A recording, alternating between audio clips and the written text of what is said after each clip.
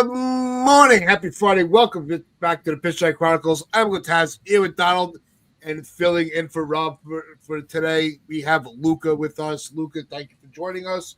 And we will be getting into our season awards in a moment. But first, we just want to say thank you to everybody that has tuned in today. Make sure if you want to join the chat as we go through our awards, it's easy, it's free. Just hit that sub button over on YouTube, hit that like button, share this out. If you see that hype video, hit that hype video.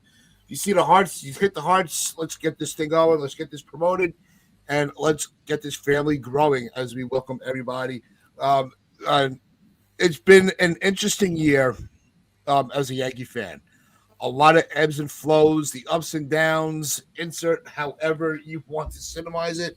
But in general, I'll ask Donald first. Overall, despite the terrible ending of the playoffs, what was your overall feel with the Yankees this year, with this past season? Does it leave you feeling any sort of optimism as far as the players? Never mind with the management. We've gone over that multiple times. But with the roster itself, does it leave you any hope for the upcoming season? Or you just kind of feel the same blah? Nope, we're cooked. Move on. Blow it up. No, I'll try and give you more of an answer. Yeah. I don't know, man. I've got hope for Ben Rice. I think he's going to be something special. I like our pitching staff next year. Once everyone's healthy, that's some reason to give some hope there. You know, we've got our closer. We've got a hell of a rotation. But it's obviously when we heard the news that Rodon is not going to be healthy for the start of the year, it's a little bit of a discouragement. Along with the Garrett, Garrett Cole's going to take some time to get back as well. So, I mean, but on paper, injuries aside, it's an absolute monster rotation, and there's a lot of reason to be excited about that. I mean, I love Cam Schlittler, where he's a special pitcher, so there's reasons for hope there. And on the offensive end, I'm excited for Ben Rice developing. I think Jason Dominguez, if you ever give him a chance, I think he could be something that you put in the top of the lineup, and I think he'd give you some really good numbers. Spencer Jones, I love Spencer Jones. I want to see how the Yankees develop him. So it's really hard to answer that question without management getting involved in this, though, because the truth is, management is the big reason why this Yankee team didn't win a World Championship. Either last year or the year before. They're a big reason for that. I don't think we can get away from that. And management is choosing to do nothing. So it's really hard to be excited. So, I mean, am I excited? No. There's no reason to be excited. Brian Cashman basically obliterated any hopes of there being any excitement with that disastrous press conference where he's basically just rolling it back and he's proud of everybody. So, there's not really any incentive for this Yankee team to get better. So I'm not convinced that Hal Steinbrenner is going to just suddenly change and become an active owner. He needs to. If he becomes an active owner, then all right, then I'm involved again. Because no franchise can win a world championship without an owner. And I will say this again. No team can win a championship without an active owner. And at the moment, we do not have an owner. He just isn't involved. He is not involved. We need to have an active management that holds people accountable and looks to get better. At the moment, no one's holding anyone accountable. No one looks to get better. So until that changes, and I'm sorry, I can't get excited. I'd love to, but I can't. Yeah, I think that's the general census of how everybody's feeling. I mean, but there were downfalls in 2025 where there was still a lot of questions about the closing role, but there were also things that really did emerge as surprises. Freddie Grisham's year was a surprise. It was something that you kind of you enjoyed his at bats. They were competitive. He put up numbers that we weren't expecting. The emergence of Cam Schlittler, the emergence of Ben Rice. So there are things from the 2025 season that you can feel optimism for going into the next season, but there are still a lot of questions. Is Trent Grisham coming back? Is Bellinger returning? Who's going to be the closer? Well, we know who the closer is. I have all faith to say it's going to be Bednar, but these are the Yankees. You never freaking know. Do they give Devin Williams an offer to be a setup guy for Bednar? So there are going to be a lot of question marks. Is Volpe going to lose his spot? After his disastrous season. Well, Cashman's already told us that. Who's going to be our everyday catcher? So there's going to be a lot of healthy discussions throughout this offseason. But Luca, I want to get your take on the season. I think you guys are right. I think there's obviously some of the players you can't bring up without management's handling, especially Rodon being hurt, Anthony Volpe's hurt. Whether you can view that an excuse for Volpe or not, whatever. I think you did find some, as Tats, you're absolutely right. You said we did find some good pieces. David Bednar, phenomenal closer, love him. Cam Schlittler, phenomenal rotation piece. He's a stud. He's going to be in the rotation for years to come. Donald was right. You don't trade Cam Schlittler for Eugenio Suarez, and therefore we kept Cam Schlittler. Aaron Judge is Aaron Judge. But I think Ben Rice is good as well. I think he's on the come up as long as he's played at a position, and I think he should be a starter next year, not a platoon guy. But also as well, like there's a lot of questions I think with the position players, right? Jazz Chisholm, in my personal opinion, Austin Wells. What are you going to do with him? Anthony Volpe's obviously going to be hurt. Bellinger and Grisham are free agents. McMahon was fine. And fine at third base in terms of his fielding, and that's what he brings. But I've always felt that if you're bringing in McMahon, and I wasn't a fan of the trade early on, but I understood it. It was like, okay, defensive-minded third baseman, but you need an offensive-minded shortstop to pair with him. But also as well, here's another player that's coming back next year, Oswaldo Cabrera. What is he going to look like? So there you have some pieces offensively. The question is, and also with the pitching rotation, and some of the bullpen, I think, needs work as well. But there are some questions with the position players, and there's plenty. And it's important ones too. Definitely, and we'll dive into that as the show rolls on. But I do want to get to our season awards. They've been highly anticipated. So before we do get into the awards, just want to do a roll call for everybody that is hanging out with us in the chat. So good morning to Karen, Healing Men's Hearts. We got Damian Serrano hanging out with us. What's going on, Damian? We got FJ, Dev Finch. What's going on, Dev? Stephen B. We got Luis G as well. We also have Armand is amazing. What's going on, Armand? John the Beagle Dad, and of course Jonathan hanging out with us. Let's get into. What's going on with YouTube? Why have they changed?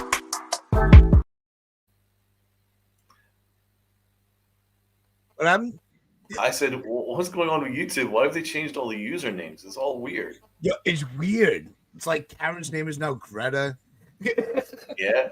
It's like they're actually posting the actual username. I saw that on my channel too as well. They don't actually post they post the @ which is weird.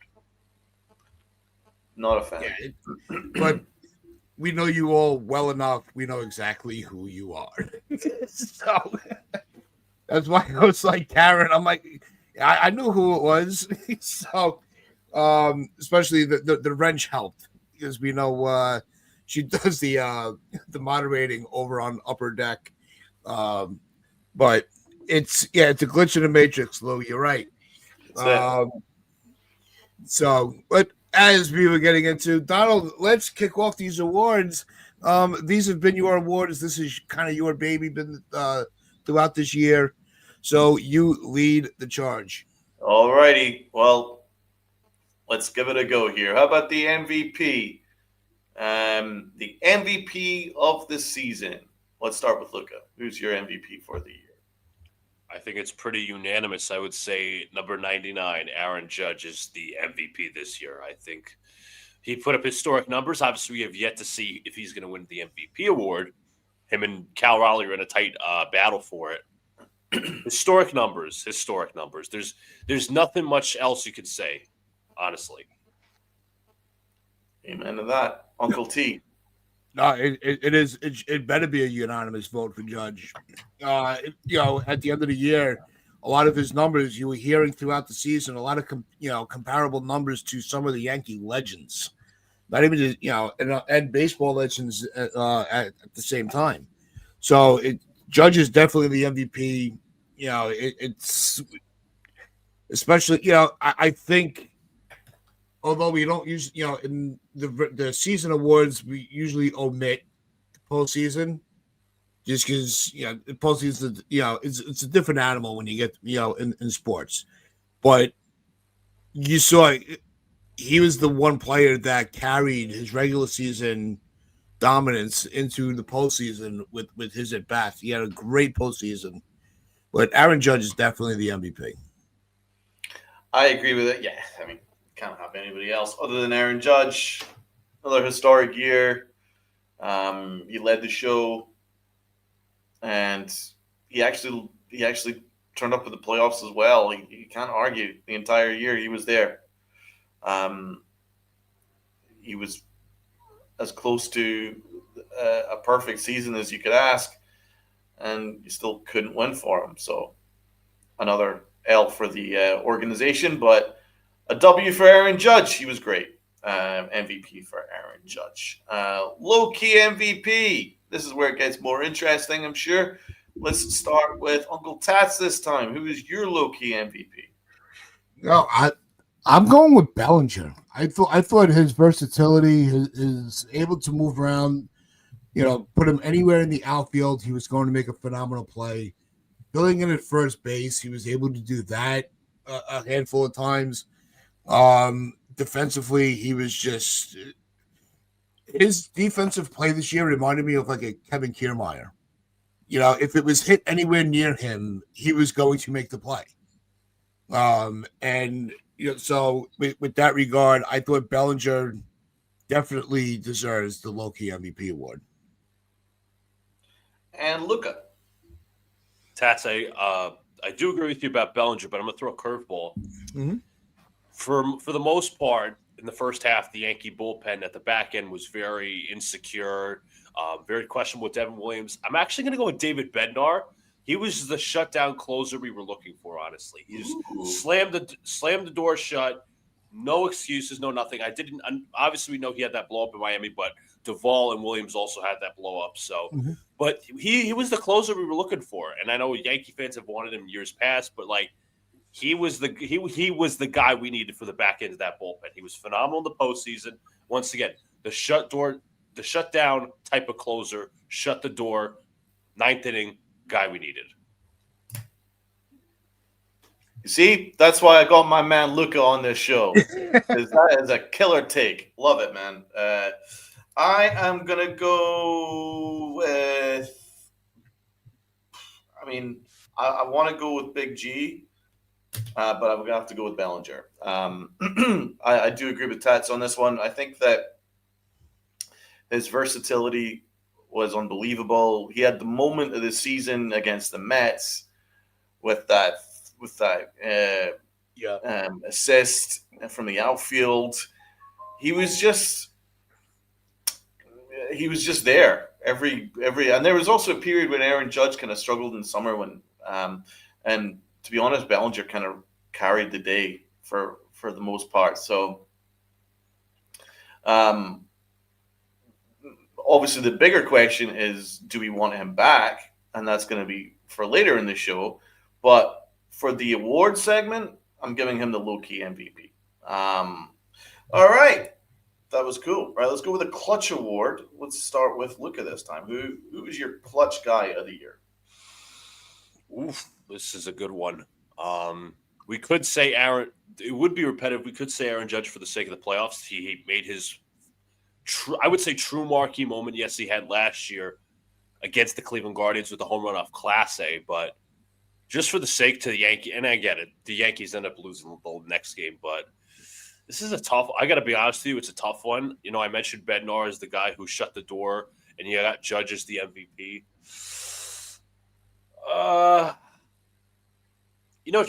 Trent Grisham did have some nice moments during the regular season, but if I'm playing the whole season with the playoffs, I can't say him. Oof. I guess I'll go Grisham. For the sake of the regular season. I can't name one person specifically.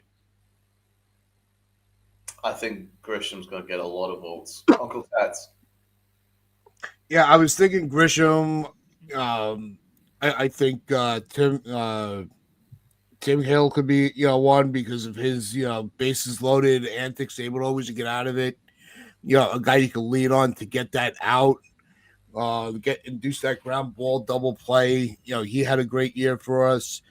Ben Rice with his emergence and just really, able to get things done. Big G when he came back, just the hot streak he went. Like there are a lot of candidates for clutch, but I'm going with Ben Rice. Ben Rice is gonna be my clutch award, because sometimes being clutch is doing it as the guy nobody's expecting it to be done from. Where you just kind of come out of nowhere and have make your mark and be a threat. So for me, that's for the season. I think it was Ben Rice.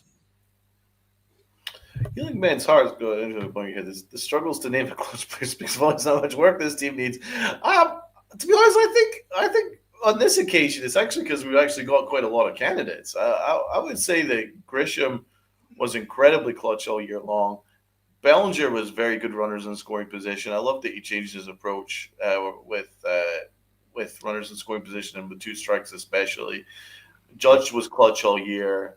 Bednar was an absolute beast in the ninth inning. So, I mean, it would have been a hell of a lot worse this year without all the clutch play that we got from various people. Grisham certainly deserves a shout, and he would be on the precipice of winning this award for me, but I have to give it to Big G. I'm giving it to Stanton because I'm biased, and Stanton is my boy. But partly it's because when he came back from injury, he saved that team. He saved that team, man. He was on a ridiculously torrid streak, and that torrid streak lasted a long time. It lasted basically all the way right up through to September. Unfortunately, he cooled down at the worst possible time, but this is a season-long award. So for the season, G was clutch, man. He always came through. Always. So I'm giving Stanton the award for that. Let's look and see what those in the chat are saying here. Stevie B has Judge and Bednar. Okay, back from work. No, that has nothing to do with the awards, John the Beagle Dad. Right. Stevie B, Judge home run in playoffs against the Red Sox was the most clutch and amazing home run we ever see, and we won't see that in a long time. Whoa. I disagree, Stevie B. Sure it's not against the Blue Jays? I mean, the 6-3, the Yankees are starting to come back. That's what he's trying to refer to. Yeah, maybe it's the home run against the Blue Jays. I don't remember it. Maybe I'm wrong. I can top that, though. We can top that. Soto, to get us to the World Series, that bat in the ALCS was, for me, was bigger than Judge's. Yeah, that was a good. That was a great one. But I want to add, literally got us to the World Series. Judge just saved us from getting swept. And that's true. Judge is a disrespect to our team because they failed. So I'm going with Stan for the clutch award. Let's go with the pitching.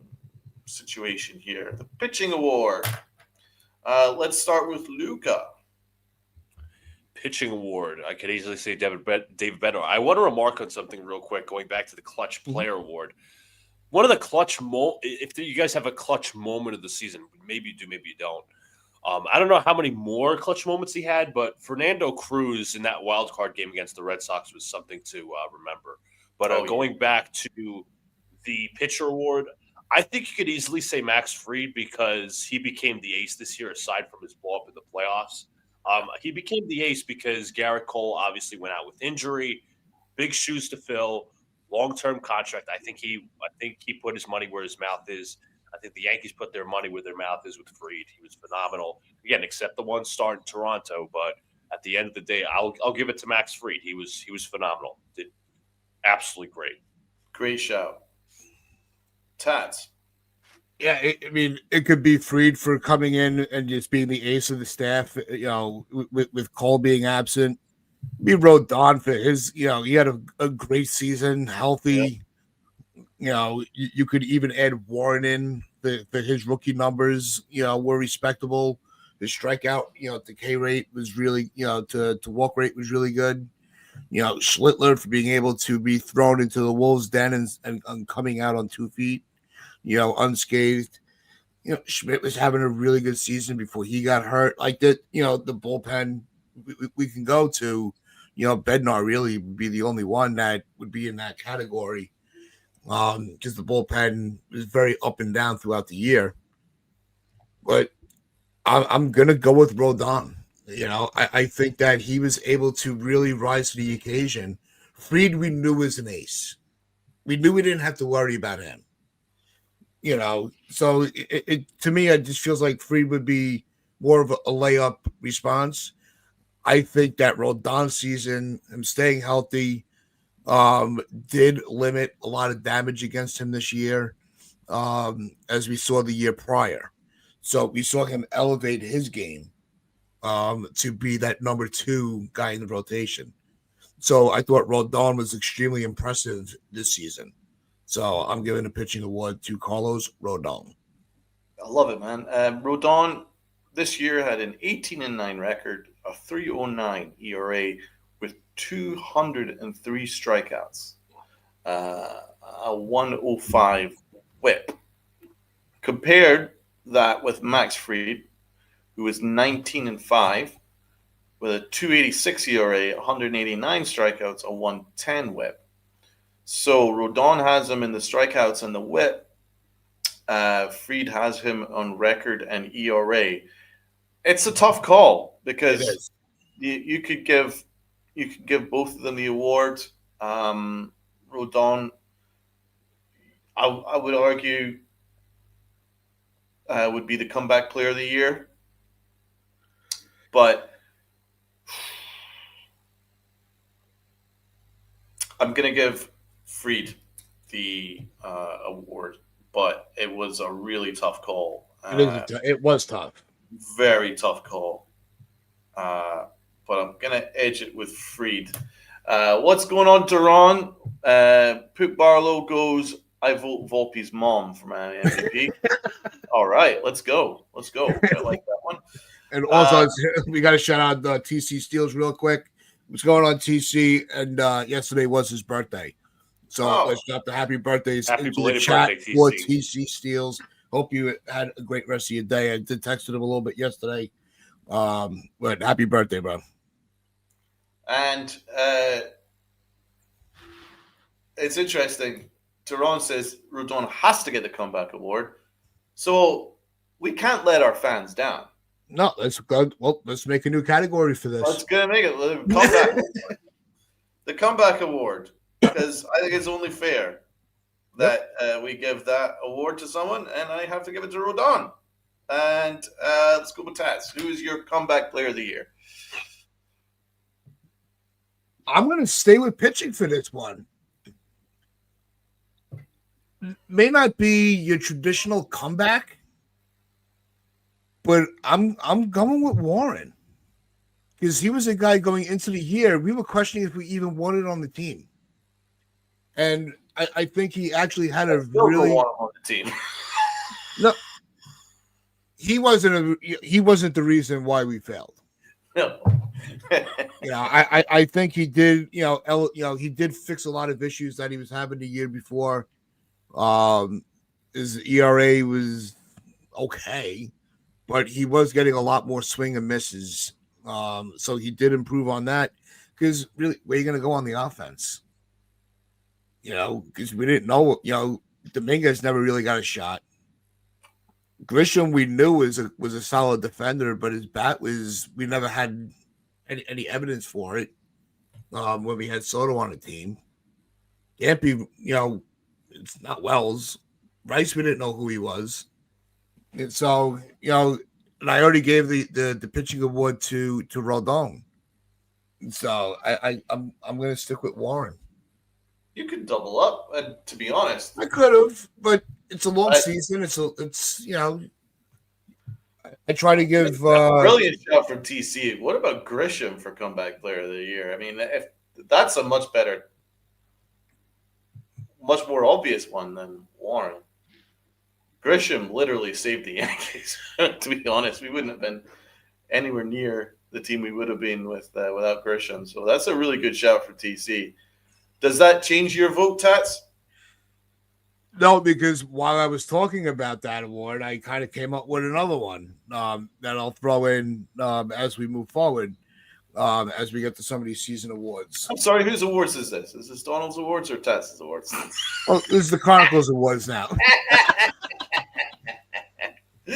Hey, come on! I think Tats was only suggesting. Yeah, right, Yes. right. We're loving this. Kind of like a little nudge, Is there a coup d'etat going on during my awards?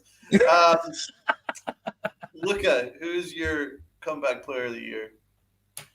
I wouldn't usually double up, but I got to go with TC Steele's suggestion, Trent Grisham. He was nowhere near as good last year. This year, whether we can debate the old contract year phenomenon, I thought he was outstanding in the regular season. Obviously, once again, you could debate whether it was a contract year phenomenon, whether it's a one-year thing. But from last year being just a guy, basically the platoon guy, this year to basically you're having to start him most of the days throughout the week, I'm going to go Grisham. Yeah, I agree with that. So that's a good take there. All right, let's go with Aaron Boone out of 10. This should be fun. Everyone's favorite manager, everyone's favorite dinosaur, everyone's friendly man, everyone's favorite fucking coffee date. Let's go with Uncle Tats. How much would you give Aaron Boone out of 10? That's freaking tough. He had a quick hook with Williams as the closer and put Weaver in. We did give him credit for that, not letting it just spiral for months. But it's Aaron Boone. He gets a 0. Aaron Boone gets no credit for anything.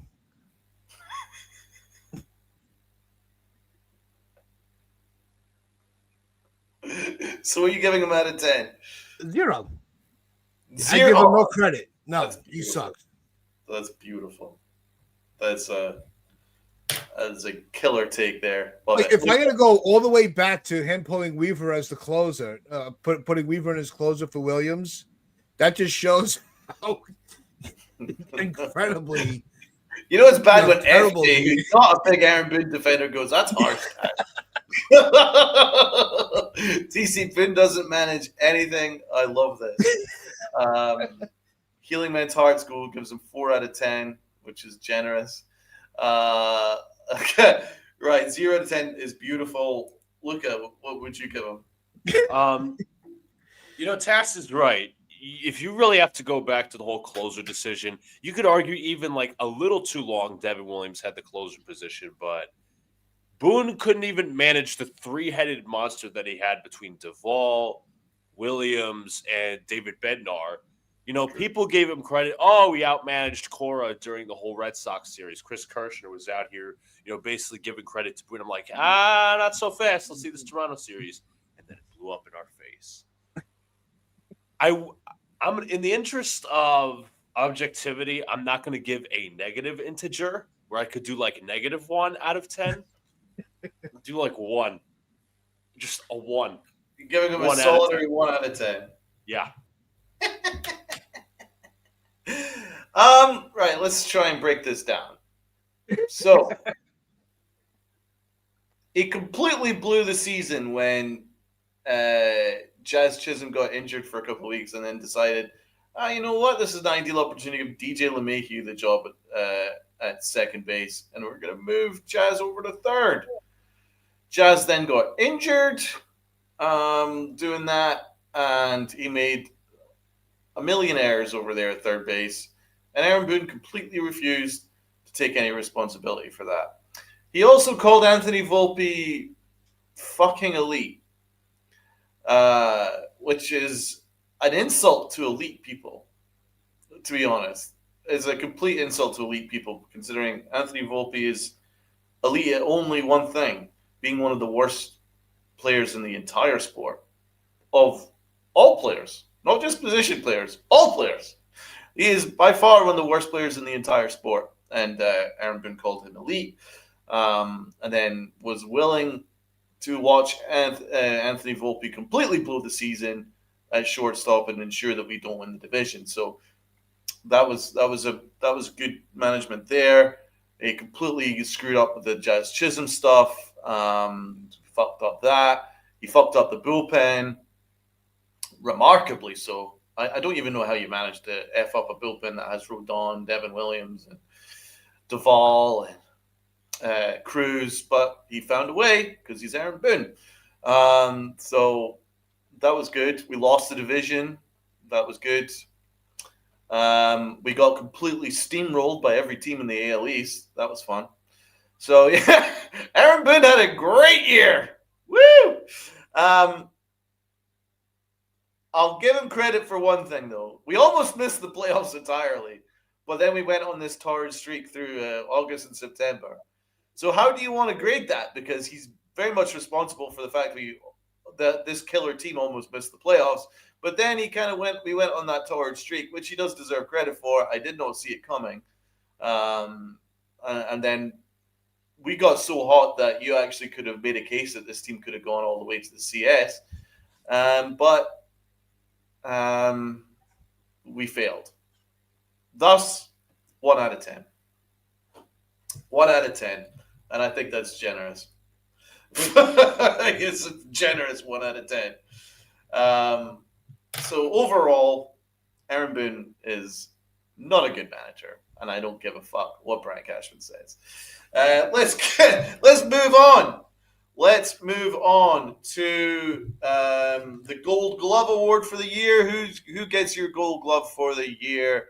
Luca. I think you could think of two candidates in my mind. You've got Cody Bellinger in the outfield, who's phenomenal. Yep. And I mentioned him earlier. Phenomenal play against the Red Sox where he dove over the dugout.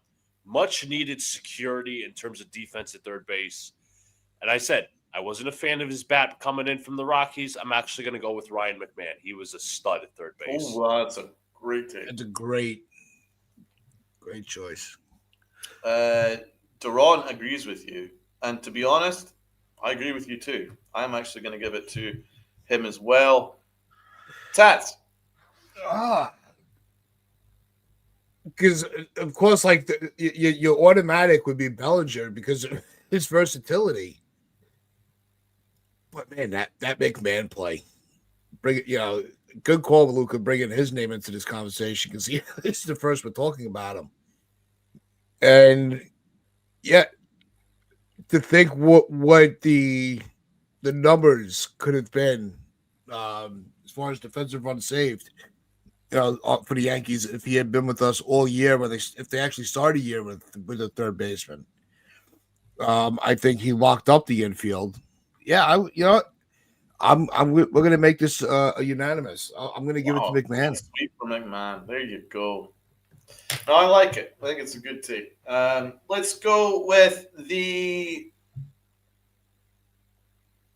You're My Boy Blue Award. There we go. I was wondering where that went. I forgot about that.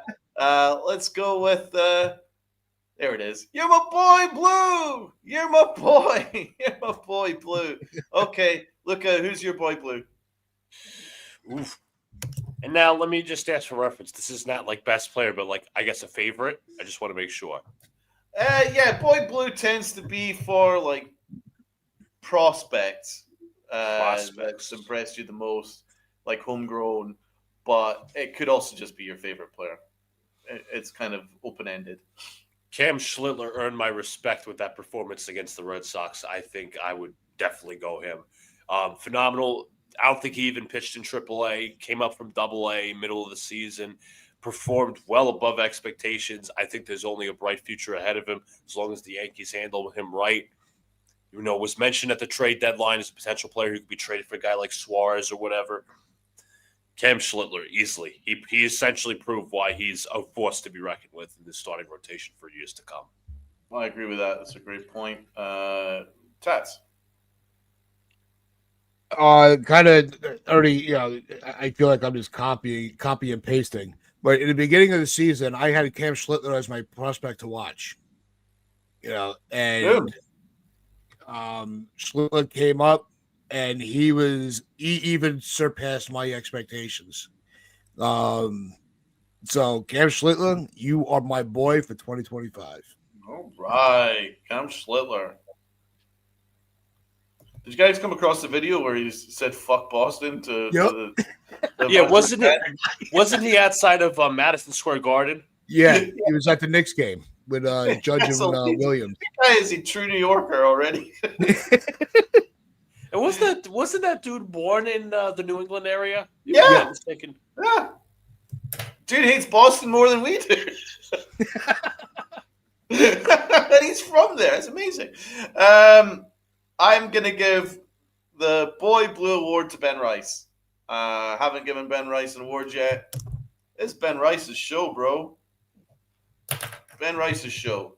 He was so good that he went from someone that may have been like a utility guy off the bench to being someone that you had to use. He was so good that he was the platoon catcher. And in fact, for a while, became the number one catcher. He was that good. And his bat was so good that they were like, Goldschmidt, sorry, bro. This is Ben Rice's show. That's how good Ben Rice was. Ben Rice saved the Yankees.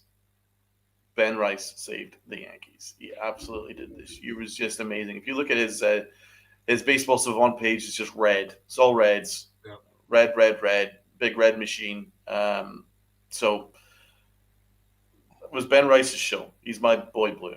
Absolutely amazing year. Amazing year. And yeah, I agree with Lucas' point earlier this year, when we started this podcast, earlier this episode where he said that they need to find a way to make sure Ben Rice starts, whatever position.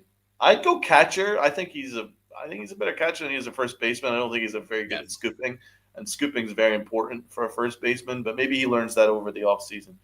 But yeah, Ben Rice is my boy Blue. Okay, so we've got 3 awards left. One of them quickly. Moment of the season. That was Luca's suggestion. I like your suggestion. Moment of the year. Luca, what was your moment of the year? I guess you could go with the obvious answer, Aaron Judge's home run against the Toronto Blue Jays. You could also say the moment with Fernando Cruz to get out of the inning versus the Boston Red Sox, which was pivotal. It was not only a momentum changer, it was a whole energy changer, which the Yankees could have obviously lost that game, but they didn't. Thank you, Fernando Cruz. I'll stick with the Aaron Judge home run. I'm going to stick with that. Tats. I'm sorry to interrupt, Donald. And I'll say this for the record. For somebody who's played baseball, do you know how hard it is to hit a ball at that velocity, to get the ball inside where you have to pull your elbow inside and absolutely crush that into fair territory? That's Anybody that swung a bat knows exactly what you're talking about. Exactly. You know right. It's a very good point, man. It's never been done before either. I don't think it's ever been done that a high fastball, 100 miles an hour outside the zone was ever taken for a home run. Craziness. Yeah. Crazy. Let's go with Tats.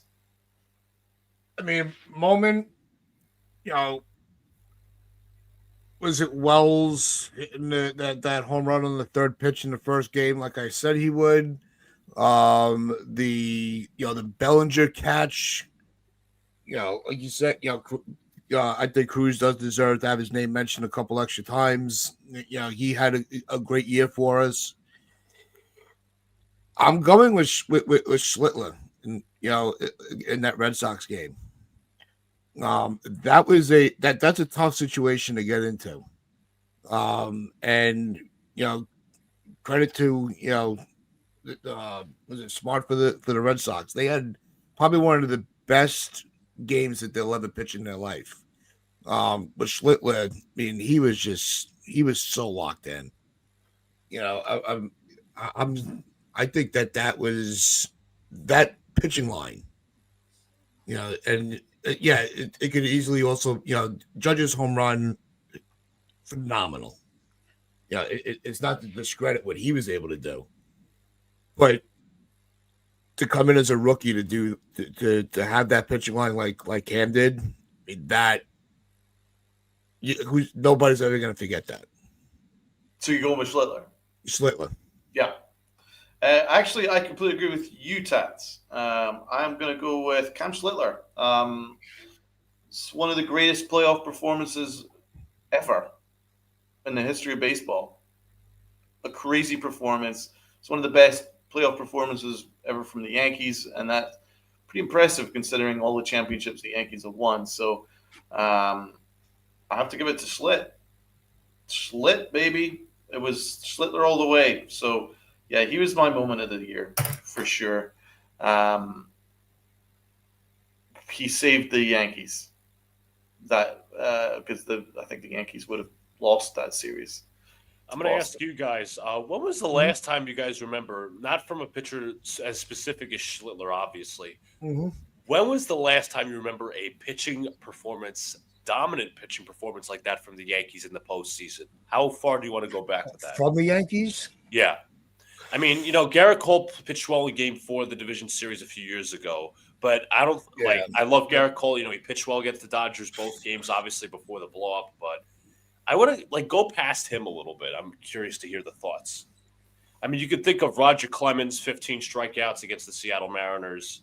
Yeah, that's. I'm thinking him. I'm thinking maybe CC. Jonathan, 99.6 Andy Pettitte. I was just going to say Andy Pettitte, but was a totally different. He was a postseason ace. Rivera. You look at his postseason numbers. El Duque in '98. Well, I think we're talking about starter. Yeah, I know. I'm just El Duque in '98. Pettitte beating the Braves 1-0. Yeah, Pettitte or Clemens. Those are my two boys anyway. So, although Mr. Barros is Jim Abbott's no hitter. I said postseason. Yeah, it's postseason. Yeah. Yeah, we're talking postseason because David Cohn would be my answer. I mean, the closest to that was probably, to his dominance was probably Don Larson. But right, literally a perfect game. That would do it. To be fair, right. Let's move on to the L. Who gets your L for the year?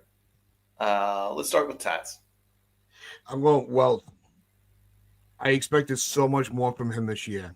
I thought he was really going to elevate his game. I think he took some steps back offensively. His catching was okay, nothing to really hate on him for. But I think he had a very underwhelming year, where I thought he was like a lock for an all-star spot, and he was far from that. So I'm giving him the L. Good one. Look up. I thought Wells was going to be better too. I'm going to stay away from Anthony Volpe, just that's too easy. I know that's too easy. It's incredibly easy. Yeah, I gotta say, because we shouldn't be debating whether who should be the starting catcher right now. We shouldn't be. Well, Austin Wells has been that much of a disappointment. Where offensively, I know somebody brought up in the chat that he led the American League in sacrifice flies, but what else has he done to prove that he should be the starting catcher? I mean, he's good defensively, yes, but the offensive part, nowhere near as I expected. I like it. Wells is the obvious answer. I'm going to give it to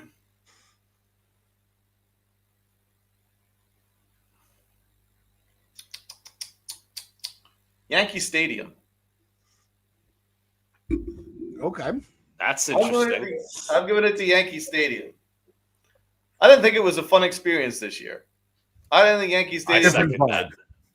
I don't think it was a fun experience this year. The DJ needs to be locked up and arrested and put in prison.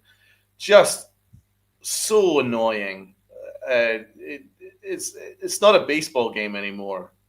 It's like you're at a shopping mall. With a baseball field in the middle of it. Yeah, with a baseball field in the middle of it. They're really pushing food because there's nothing to watch on the field. So they're really pushing food. The prices are absurd, like disgusting. Like, get a hold of yourselves. I mean, the prices are stupid. And I'm willing to pay anything, but not that it's like ridiculous. And it was ridiculous. As I mentioned, going to buy a hoodie and it was like $300, which is more expensive than like a freaking Judge jersey. And yeah, I just didn't find it a fun experience. They really need to work on that. It used to be a lot of fun, but I just didn't have a good time this year. The atmosphere was, I'd say, the worst as opposed to years past. It was tranquil. I'm not going to mention the whole May game again, but like compared to years past, wasn't much of anything. It just felt more corporate. Felt way too corporate. Fans were, and obviously some of that's obviously on the fans, just like the new age fans who are like on their phones and stuff and just kind of watching the game for the sake of watching the game, not really being in tune with it. But like, it's sad. Like, I don't want to say that, but like, that is so true, Donald. You are absolutely right. Yankee Stadium deserves an L altogether. I don't know if it's going to get better. I'm going to be completely honest with you.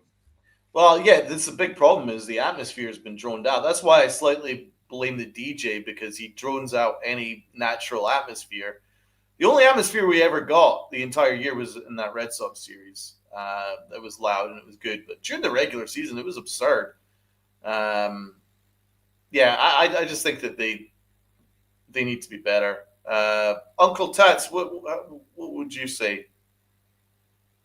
Yeah, I thought that, I only went to, I think 2 games at the stadium, one with my son and some friends, and then, we went to the game. There was definitely a different vibe than in years past. The fans themselves, they're into it. Everybody, there was a lot of camaraderie amongst the fans in the stadium, but I agree with you. And we started talking about this a couple of years ago. The stadium noise is out of control. They have to tone it back. Let the game breathe. Speak for itself. It's Yankee Stadium. This is not Miami. You don't need to hype up the fans. We're already hyped up. We know where we are. That's spot on. I actually do agree with Sunil here. I assume he's talking about the home run that was robbed. From Aaron Judge. Good take there, Sunil. Completely agree with you there. That was a disgrace. The umpire crew was awful. You can definitely make a case that they deserve an award there. I also hate the new stadium. Another candidate would be the medical staff. We had Mark Leiter pitch for a week with a broken leg. We had several mistreatment of injuries. The most obvious case is the fact that Anthony Volpe popped his shoulder, and the Yankees just kept playing him every single day. They are absurdly bad medical staff, but Brian Cashman said it was the best.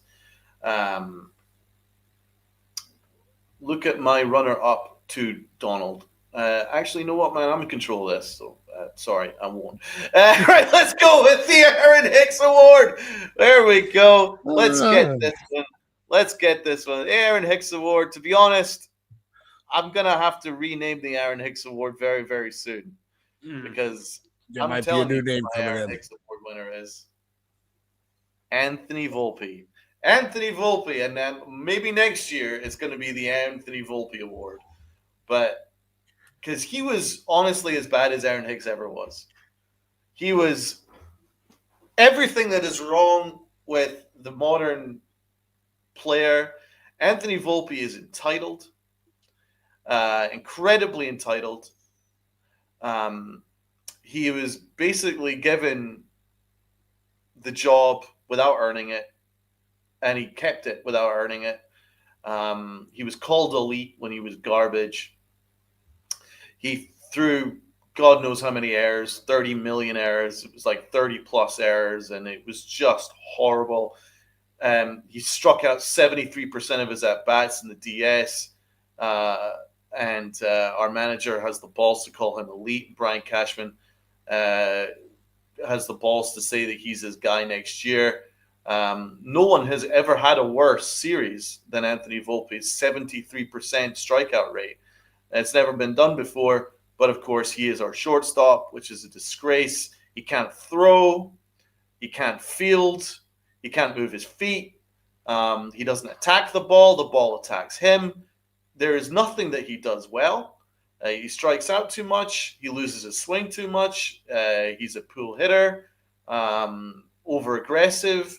And the amount of times that he loses control of the bat and the bat itself flies into the stands, he did that multiple times in the playoffs, and he did it multiple times during the season. I don't think it's ever been done, the amount of times that he lost control of the bat, and then he was like a threat to people in the dugout and in the stands. He is a disgraceful player, horrible player. He's not a good baseball player, and he's completely entitled. Why do I keep saying he's entitled? Why? Well, because when he threw to the wrong base, it cost us a run, it cost us a game, one game, he was asked about it, and he went, I'd do it again. It was the right throw. I'd do it again. Well, it was the wrong throw, and you shouldn't do it again. He was a disgrace. I can't say it more. He was a disgrace. He made me hate watching baseball. He made me hate watching the Yankees because he's the face of it. He's a prick. And Aaron Boone's a prick for supporting him. A disgraceful player. I never want to see him play for the Yankees again. He is the worst Yankee player I have seen get over 1,000 at-bats. It's by far. He's had over 1,000 at-bats in his career as a. He is by far the worst player I've ever seen. Worse than Aaron Hicks. Just garbage. I can't stand him. I hate him. Look at him. With that, I do agree with Volpe, but also I said this in the Pinstripe, the Yankeefieds postgame show when the Yankees got eliminated. I brought up the decision where Volpe could have easily been pinch hit for in the bottom of the eighth inning, where you could have had Goldschmidt and Rosario on for Ryan McMahon to tie the game with a left-handed pitcher, which McMahon previously hit a home run off the left-handed pitcher to give the Yankees the only run they had in that game. And I tweeted out, I said, Boone riding with Volpe, despite him having nothing good in terms of at-bats during the postseason, especially in these critical games in terms of elimination, is the microcosm of what's wrong, severely wrong with this organization. So the answer is Anthony Volpe. Absolutely. Tats? Yeah, we gave Volpe a ton of shit throughout the year. But when it comes to the Aaron Hicks Award, I have to give it to Aaron Boone because of the fact he's riding with this guy. You had multiple options to give Volpe rest. You did it for what? A series? and you thought that everything was, you couldn't wait to get him back into a lineup. You couldn't wait to get him in at bat. I think the bullpen management. He took a big step back this year. If there was an ability to take a step back, putting it, the trade deadline, we get 3 fresh arms. You couldn't, they didn't even have their uniform on, and you're throwing them into a game, before they even get settled in. So you didn't even give them a chance to even work with the catching staff to understand what the tendencies would be. I thought that was a huge missed opportunity with that series with the Marlins throwing them in there. I was extremely critical of that. I don't look.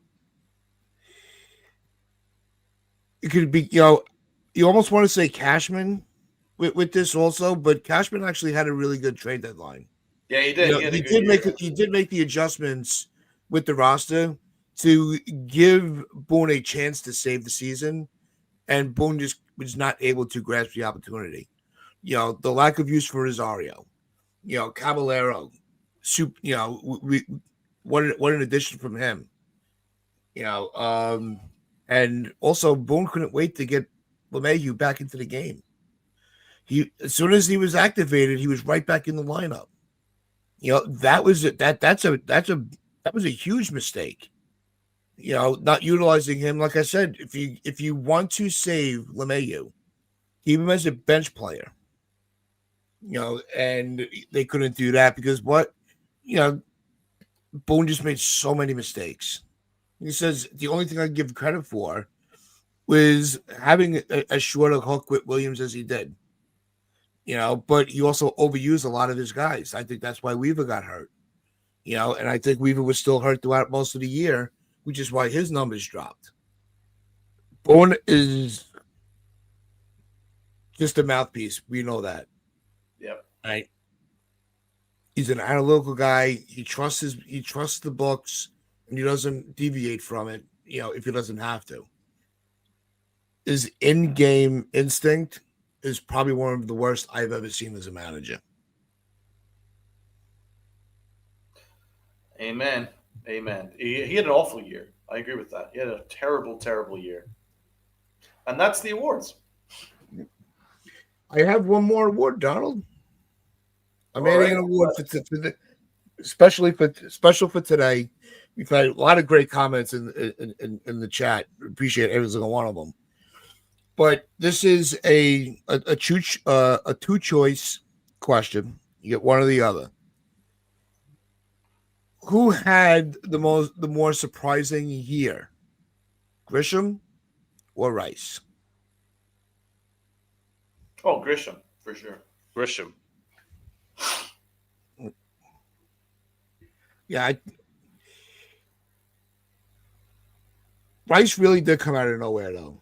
We didn't know what he was. We saw, in the limited time that Grisham was used in 2024, he actually was able, when he was playing every day, he had some really good at bats. And he had some decent numbers when they had to use him every day for a series or two. He was Grisham was terrible off the bench. He's not a bench player. But I think Rice was the one that nobody saw this coming. I think he had the more surprising year for me. It was just that we saw in the preseason, we saw in spring training how good Ben Rice was. Ben Rice was just a tank. He was just hitting everything. And he just carried it on all year long. So I almost say he was a surprise for sure. I wasn't expecting him to be good all year long, and he was. Yeah. But Grisham, I don't think anyone saw that kind of year. Like he was not far off like all-star numbers, frankly. I think the thing with Grisham is, Rice, we knew last year, obviously, he was a rookie. He had potential to get better. Grisham is a veteran in this league. We already pretty much knew who he was. So I'd say that's the more surprising thing, because how much better at this stage can Trent Grisham get better as a player? I just, I think between the two of them, I thought it was just an interesting, comparison to see, where the surprise led.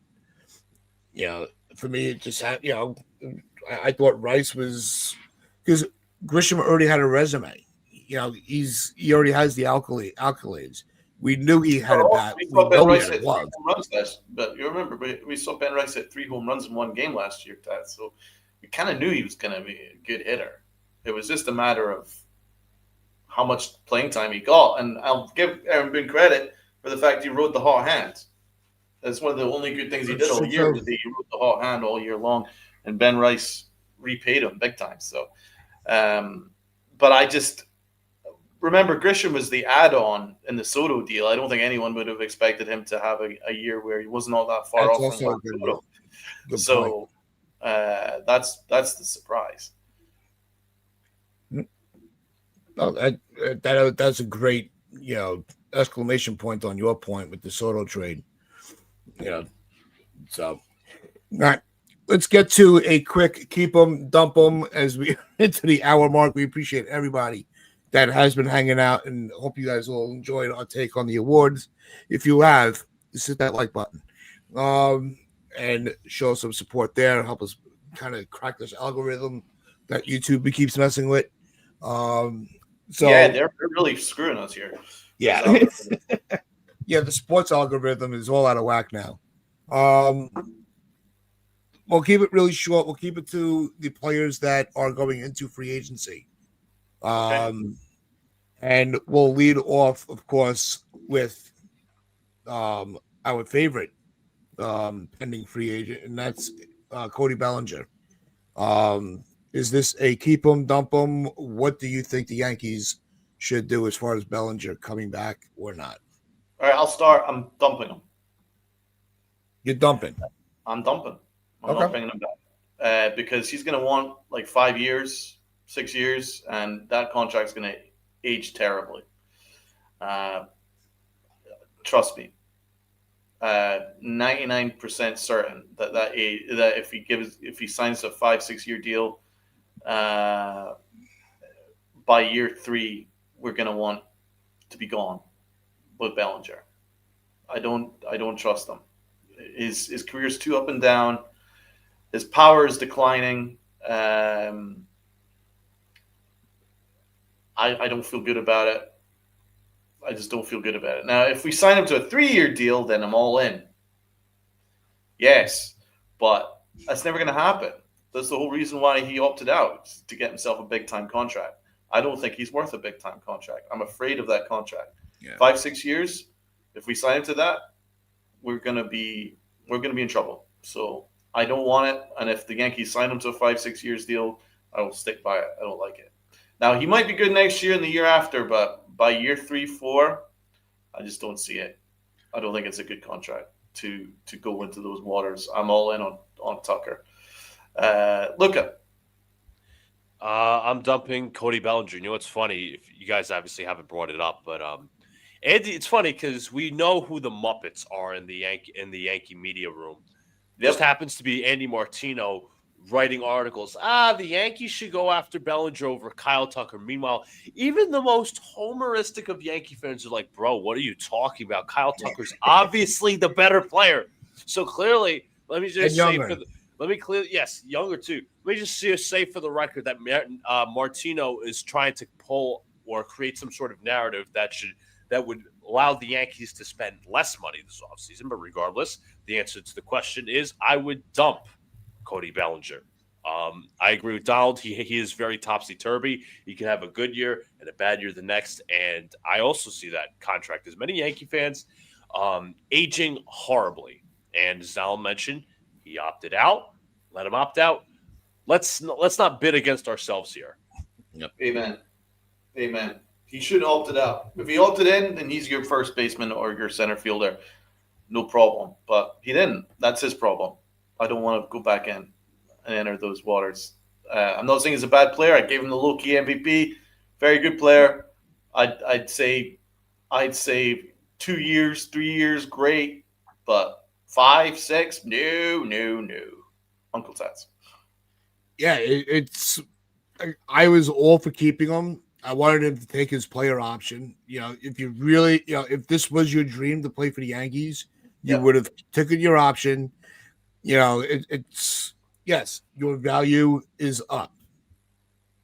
But to your guys' point, you have that tendency to have, you flip flop your years, whether you're an MVP or you're not. So as you get older, your tendencies are going to be more. You're not going to give us what you did the previous year. So I'm leaning now more towards dump them because we also have, Spencer Jones in the wings. So there's a chance we're not as hurting for a center fielder than people anticipate. You still have Dominguez on the roster who originally played center field. If they have to wait for Jones a little bit. So I mean, there's other areas. They have other needs to focus on than bringing back a Bellinger. He's in love with his right hander. Oh my God. Hey, yo! Hey, 76. Supposedly, Hal Steinberg's in love with Pete Alonso. Dude, I prefer Pete Alonso to Cody Bellinger. I'm the free agents that are out there, we're gonna get into that in another show. But let's get to the next player. Hey, yo! It's all good, bro. Devin Williams, keep him, dump him. Dump! I'm going to say dump him because obviously he was treacherous in that closer role. I don't think he liked being here. I don't think he actually liked being here in New York. I don't think it was. I thought I was wrong. I really liked the trade at the time, dumping Nestor for him. I thought he was going to absorb the bright lights as a kind of fastball, hard-hitting pitcher. It's just everything opposite of what I expected. Soft, didn't like the New York atmosphere, not greatest when the lights shine bright. Goodbye. Adios. Yep. Yeah. I'm a dump him. You were one of the reasons why they changed the facial hair policy. And the fact that they did that, and to add that to Luca's point, it looked like you were bored. You didn't want to be here. You had a chance to be a closer for the New York fucking Yankees in the Bronx, the spotlight. You couldn't embrace it at all. I understand. Nope. Yes, he was at the Knicks game with Judge and Cam yesterday. I think that's great, but it's too little, too late. We'll see you in another dugout. I think he's going to be a closer for the Dodgers next year. I bet he's going to be good. Yeah, and he'll have a 0 ERA. Yeah, but I even still, not a fan. Move on. He really fucked us. The amount of games that he screwed up is crazy. Yeah, you could have made the argument he deserved the L. He could have. Yeah. The only reason why he kind of survived that is because he was good in the playoffs. He was very good in the postseason, but still, man, it took him too long to get into it. Took him too long to get involved. So, yeah, he's a super duper dump. All right, and the other still another pitcher, Luke Weaver. Dump. Keep him or dump him. Dump. After the 2024 season he had, I think he went back to the mean. Adios. Amen. Goodbye. Yeah, I think we got the best out of Weaver that we're gonna get. And I like Luke Weaver. I really do. But like I said, I got to that point this year. I said it multiple times. I'm done with the feelings. I want to win. I don't care if I hurt. Right? You want to be upset that you're not on the team anymore? Tough. You should have done better. And I understand he had the injury he was dealing with, so I don't want to really rip him apart. But I think also with that injury, he was never the same afterwards. I can't trust the arm anymore. So I'm moving on from Weaver. We have Cruz. Plus, there was that whole thing where he didn't totally buy into what was going on with how he was being pitched or how I behind the think I scenes. remember that.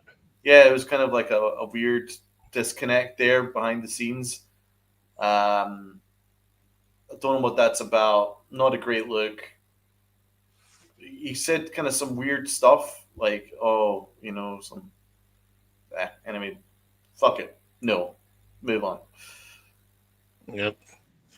And we'll get more into keeping with Dumpum. We'll have a part 2 where we will talk about some of the players that are less desirable or going into their final year of a contract and whether they should be extended, traded, or whatnot. And break down some of the others. We know that they're going to be locked. Like Stanton ain't going anywhere. Judge isn't going anywhere. I think the rotation's pretty much set. But we'll break What into about some of the. Grisham? We not talked about Grisham. We can go through the rotation. On Grisham. Grisham, look, are you offering him a Oh, qualifying Grisham, offer? yeah, good one. No qualifying offer, Nope. no extension, obvious contract year phenomenon, obvious case of that. Adios. Yeah, I'm not even picking up his qualifying offer. Tad, so you giving him a qualifying offer? Oh, hell no. No, because he'll take it and we'll be fucked. I agree with that. If you were able to get a 2-year deal, $8 million, maybe you entertain it. But I'm not. I want that. I need that roster spot available for Dominguez and Jones. Yeah, So I'm not fucking. No, I'm not having a sixth outfielder. I'm not paying 20+ million. No. For a qualifying offer. That's crazy. Finally, we'll go with Goldschmidt. Gone. Listen, he was good in the first half. Could hit left-handers very well. Second half, not nearly as good. I like Goldschmidt as a player. I think the Yankees, realistically, probably could have gotten him many, many, many years ago when he was actually in MVP form. Was toast in the second half. So, adios. Agreed. Uncle Taz. No, God. Yeah. I'm happy to say he was a Yankee. He was a big part of the success, like Lucas said at the beginning of the year. But you saw the age kicking in as the season progressed. I'm staying away from it. There's better options out there on the market and in-house. Yeah, no, he's a really great guy, great competitor. I would have played him more in the postseason. I think that was a mistake from Boone because he's been there, done that. Great competitor, great player, great against lefties, couldn't hit against righties. He was actually good, but his power disappeared this year, and it was really weird. I couldn't understand why his power just zapped, but that's what happens when you get older, and that's why I would stay away from these kind of contracts where you take on guys when they're like 38, 39, because out of nowhere, you could be an MVP 2 years ago, and then 2 years later, you could be struggling to hit a single home run. Yeah. And Goldschmidt's just power just disappeared. I'm moving on. Yep. And that is going to wrap things up for us. Do thank everybody that hung out with us in the chat. It says we will get into further breakdowns of Keep 'em and Dump 'em. We'll do them in stages, just to give more time for dialogue and other topics that may come up in the headlines. So we will definitely keep you guys updated on which Keep 'em Dump 'em stages we're in. So stay tuned for that. Luca, thank you so much. Thank you so much for hanging out with us. And Luca, could you give a shout out to your channel, man, and let people know? Absolutely. So let me just say this for the record. Tonight on my Knicks Cast channel, as you can see, the handle, me and Don will actually be calling the Knicks game. It will be Knicks Celtics. It is the first NBA game on Amazon Prime Video, so be there for that. If you guys, I appreciate it. Appreciate everybody in the chat this far, and quick announcement as well for where my career is going. I'm not stopping any of my YouTube channels as of yet, but yesterday, Wednesday night, I signed my contract. I will be joining my local TV station as a morning news producer. Just a little quick plug. I'm not going anywhere, but I'm just saying this is where my career is headed. So I just wanted to quickly plug that. Nonetheless, I do appreciate Tats. I do appreciate Donald. I appreciate everybody in the chat for allowing me to come on and talk Yankee baseball. It's my man, Luca. Salute to him. Yes. So with that, make sure you do follow Luca on his YouTube channels. Make sure you check out that live broadcast. Knicks Celtics. That sounds like that would be. I might actually have to tune into that one. And I don't watch basketball, but but it's Boston, so fuck them. Yes. So with that, make sure you hit that like button, hit that sub button, share this out, your friends, your family, the stranger on the corner. As for on behalf of me, Donald, Luca, hope you all have a great day, and just remember, wear those pinstripes of pride and play hard.